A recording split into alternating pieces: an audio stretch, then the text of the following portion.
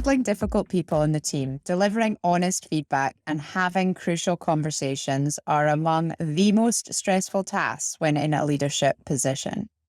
But how you handle and behave in these situations can make a significant difference to a positive outcome or what could be a bit of a stressful disaster. Because we're all different, and that's what makes working in a team so powerful. But it also brings in lots of different personalities, lots of different ways of working, and inevitably you just get challenges along the way with that.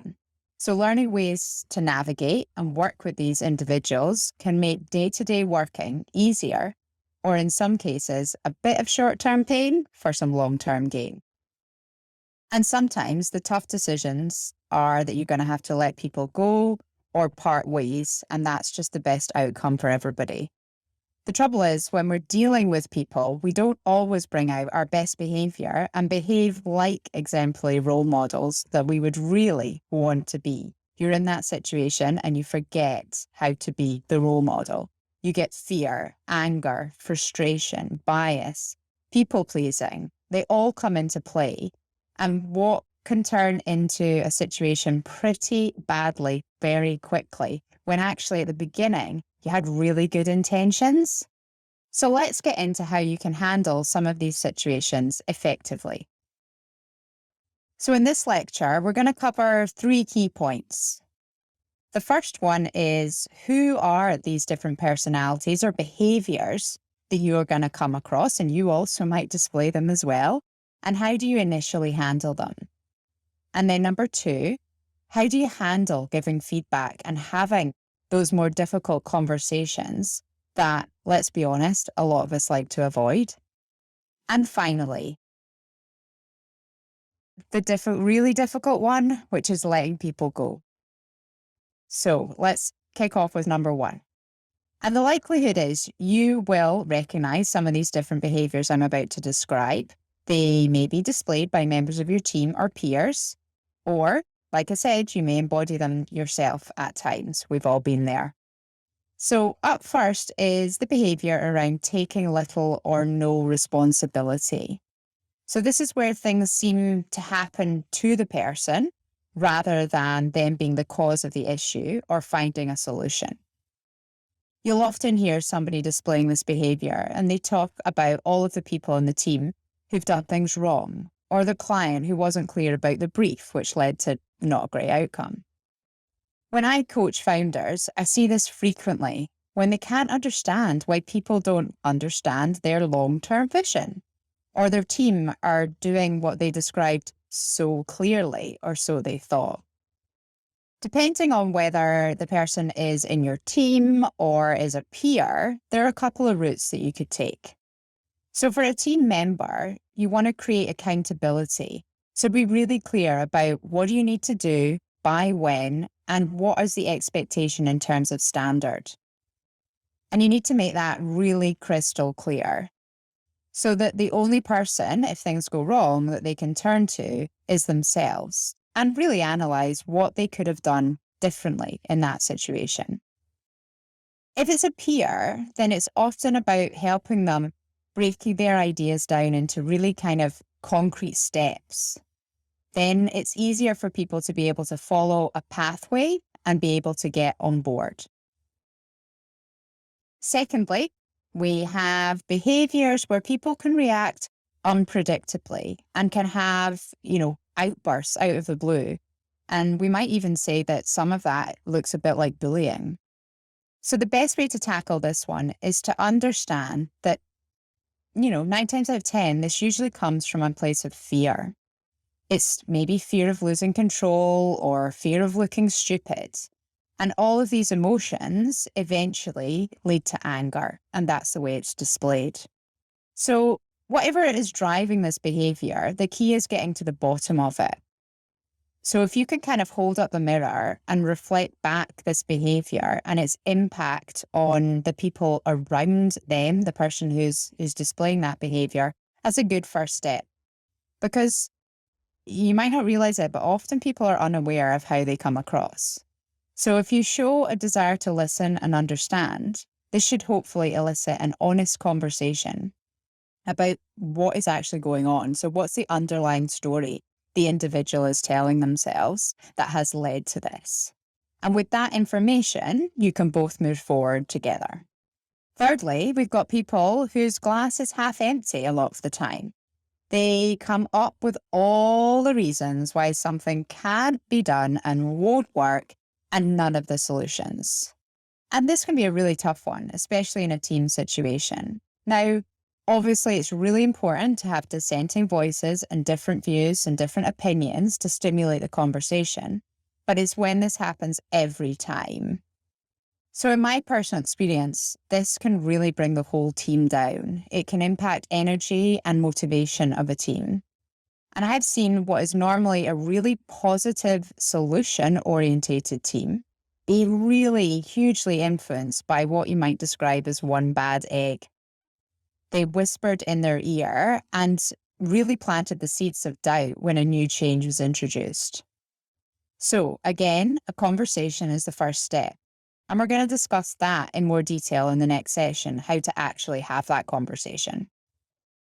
So you need to find out, where's this negativity coming from? And are they concerned about something in particular? For me in that situation, the best option was to have a conversation where we had to, decide that that person didn't fit in the team. It just wasn't the right cultural fit. And that's a tough discussion to have. And we'll talk about that later as well. Fourth, we've got the one that many of us are pretty guilty of at times, and that's passive-aggressive behaviour. So you're annoyed about why something has happened, but you actually don't say anything about it. You just let it fester away, but your behaviour means that people know something is wrong.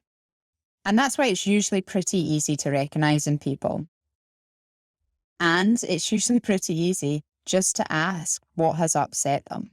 So again, getting to the bottom of the issue quickly will mean that it can be resolved and everyone can move on. However, it's also worth thinking about that teaching people how not to get into that passive-aggressive loop is really important, because that behaviour is just not productive in a team setting. It's better to voice how they're feeling initially rather than let it fester.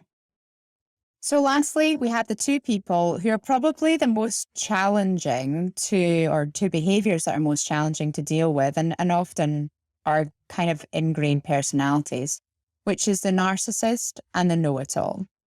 And these people tend to be all about themselves and what they and they alone bring to the table. And this can actually be really beneficial with certain projects and in certain team dynamics. But you've got to learn how to manage these people and work with them. So you learn early on what makes them tick, and then work out how to utilize those skills within the team. Or know how, if you're working alongside them, to behave and get the best out of them so that it can work to your advantage as well. And like the person above who was pretty negative all the time, you may decide that actually it just doesn't work in the team. So you have to decide that maybe you're going to part ways. And a good way to think about that is looking at the company values. So if they're not upholding the company values, then you need to let them go. If they are, then how do you learn how to utilize their skills? In some cases, when you don't have that option, you have to question whether you can continue to function at your best in that environment. So if it's just not something that's in your control sphere, then you've got to decide what happens next for you. Okay, so on to our next section of the lecture. All of this really boils down to having real human relationships in the workplace. Being genuine in your desire to understand where somebody else is coming from, or why they might be behaving a certain way. Anger or frustration against anger isn't going to get you very far. Firstly, though, before you have any of these honest conversations, we need to think about, have you checked in with yourself? And a great question that Tim Ferriss asked, who's an early stage tech investor, he says, why don't you ask yourself, How are you complicit in creating the conditions you don't want? So this can actually be in any area of your life, and you could use it, in all relationships, but that's a whole nother video. So just now we're thinking about unearthing your role that you're playing within this relationship or this team dynamic. So once you're clear on that, then you can move forward to have this crucial, honest conversation. So when giving feedback on behaviour you've observed, the first step is to ask permission or create an environment where it doesn't come as a surprise to the individual that you're talking to. So get permission to give them feedback on things that crop up so that they're expecting it and the moment hasn't passed. So it might be a section in your regular one-to-ones. You might do frequent 360 questionnaires, or you might just pull them aside at the time. But don't leave it too long, because we all tend to forget about the details or the exact context. So try to do it as early and as quickly as you can. And sometimes it can feel really uncomfortable, as many of us we're just not wired to give feedback in that sort of, I suppose, direct fashion. We are inherently people pleasers, and so we're scared to upset somebody, but actually it's really beneficial for them. So that's where you have to reframe it in your own mind. And it is because you care about them personally, that you want them to thrive and grow as an individual. So actually holding up the mirror and being as honest as you can is the best thing that you can do for them. For example, imagine if no one ever told the person that they constantly interrupted during meetings. They could just go on doing it forever, for the rest of their lives, and annoying people because nobody had told them and they didn't actually know. So that would be really beneficial to them. So for me personally, an example of this was when I've been coaching a founder of a business, and they wanted to grow the business, but they also wanted to be involved in the day-to-day running and the making of all decisions, even as the team grew. So what they found really difficult was that their role was going to have to change. They were really afraid of becoming obsolete, and that they wouldn't have a role if they stopped making all the decisions.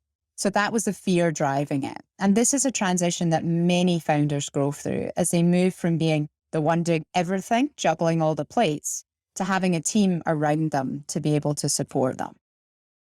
Next thing to think about is that language is really key in terms of the way you phrase the feedback or the way you ask questions. So a framework that I often use with clients who are working with a peer that they're struggling with and they see certain behaviors is, I get them to talk about, this is the behavior that I've observed. Here's the story I'm telling myself about it. So what is the actual real challenge for you? What maybe is the fear behind that? And it just gives a framework for having the conversation. And this allows you to give context and share what's going on in your head and your narrative, and then ask for theirs so that you've come to a better understanding, because we all have different narratives and stories.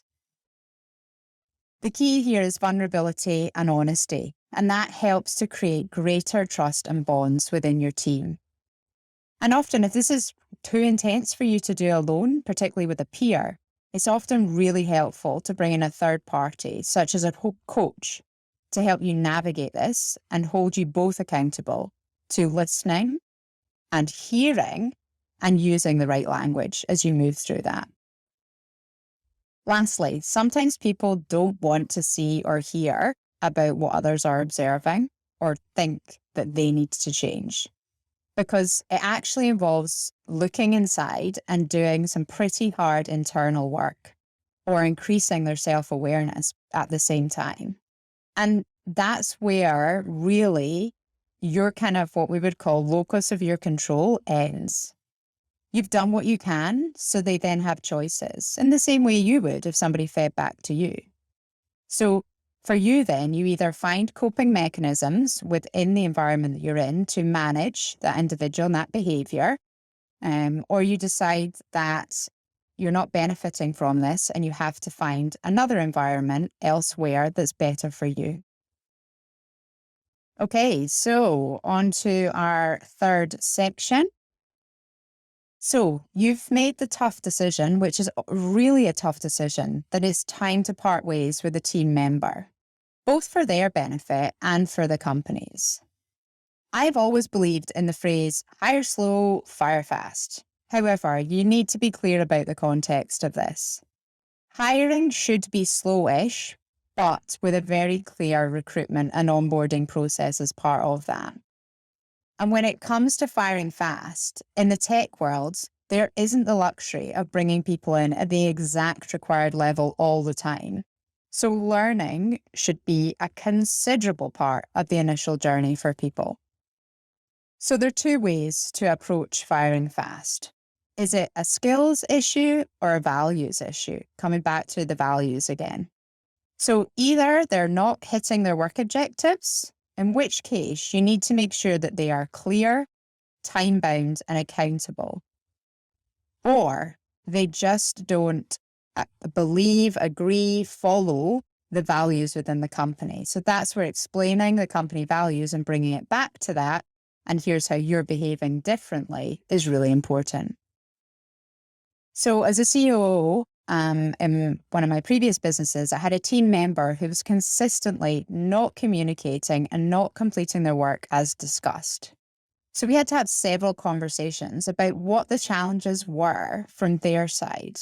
What were they struggling with? And what were the expectations that I was looking for? So that we were really clear what had to happen moving forward. And that's an honest conversation to have. So when it happened again, they understood that while letting them go was the only option because we'd been clear about that from the outset. And it's also important to share this message with the wider team so they understand if somebody has been let go, what has happened and why. And at that, if somebody, the example is values, they're not respecting the company values, then they're not in the right place. And that's an important conversation to have. This can be more tricky for you when the role has more responsibility within the team, such as an executive or more in a leadership role. So you need to ensure that everyone's on the same page for this one. The board understands the decision and the executive knows exactly why the decision has been made. So you're really clear again, from the outset about that. So if we look back to where we started in this particular module, it comes down to how you behave, what you do in these situations, and what I often describe as how you show up, the mindset that you have, the preparation you have done, and what you think good looks like. So what your aim is. So to avoid stressful conflict, you remember that you're not trying to win. This isn't about winning and losing or going into battle, because if you do, then you're going to get a fight, right? But if you go in to solve a mutual problem together, and that's your starting point, and you acknowledge that everyone is human with feelings and complexities, then you're more than likely to come out with a shared solution. So let's look through what we've covered today. We've looked at who are the different personalities you might come across and how to initially handle them. Then we talked about how to handle giving feedback and having more difficult, uncomfortable situations. And lastly, we ended on letting people go. These are all challenging elements of any leadership role, but they are really critical to master if you're going to lead a high-performance team. I'll leave you with further reading material for you to conduct a deeper dive into a really important area within leadership. And I also leave you with a quote, which is one of my favorites, which is around what this is all about, which is empathy. It's connecting with the emotion that somebody is experiencing, not the event or circumstances.